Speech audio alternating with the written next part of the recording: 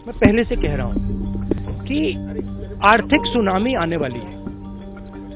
Covid से पहले मैं कह रहा था और अब मैं कह रहा हूं कि 100% आर्थिक सुनामी आ रही है। और मैं सरकार से कह रहा हूं, हर रोज कह रहा हूं कि आप प्रिपरेशन करना शुरू कर दीजिए। सरकार कोई प्रिपरेशन नहीं कर रही है, बस मतलब वही यहाँ पे वही अपने उल्टी सीधी बातें करते रहते हैं।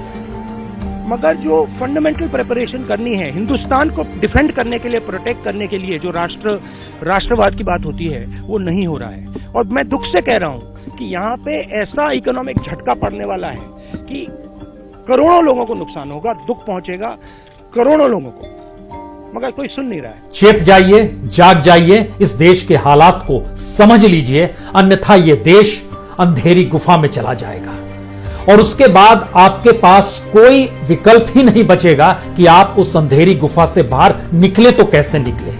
चाहे वो शिक्षा का क्षेत्र हो, चाहे हेल्थ सेक्टर हो। इतना ही नहीं, जो असंगठित क्षेत्र की स्थिति है, उससे बुरी स्थिति इस देश में सरकारी कर्मचारियों की भी हो सकती है।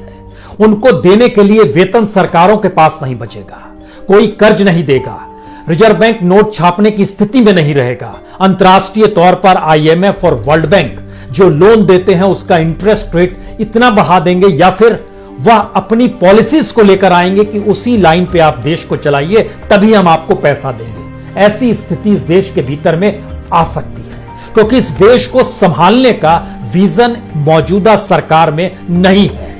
ये बेहद कड़े शब्द हो सकते हैं कि एक चुनी हुई सरकार के बारे में इस तरह का वक्तव्य दिया जा रहा हो, और हम कह रहे हैं कि यह सरकार इस देश को चला पाने की स्थिति में नहीं है, क्योंकि इस वक्त जो GDP के आंकड़े आए हैं वो चौंकाने वाले नहीं हैं, सबसे ज्यादा त्रासदीदायक है। 1947 आजादी के बाद से इस देश में कभी भी ऐसी आर्थिक परिस्थितियां रही ही नहीं।